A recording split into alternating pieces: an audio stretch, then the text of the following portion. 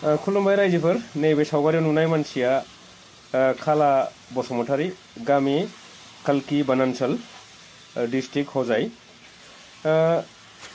बिथाङा त्रिबान्डम एयारपर्टनिफ्राय बेंगलर फारसे फैदोंमोन। बेंगलरनिफ्राय गुवाहाटी थांगौमोन। बिथांनि फ्लाइटआ कानेक्टिंमोन, बेंगलर जानानै गुवाहाटी थांगौमोन।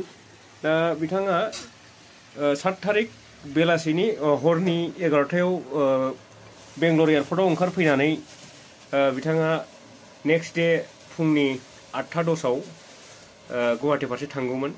दा बिथाङा मा जाखो, सौफैनानै गाखोफिननो रोङाखिसै फ्लाइटआव।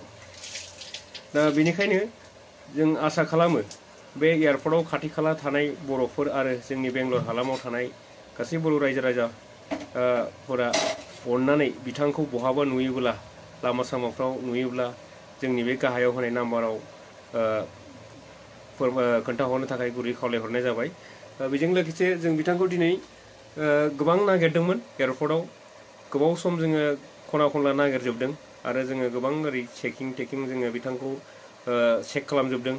बर्डिंबो खालामाखै बिथाङा, चेकिंबो खालामाखै थांफिननो थाखाय।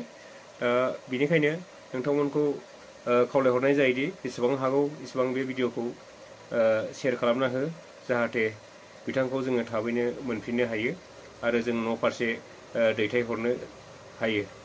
दा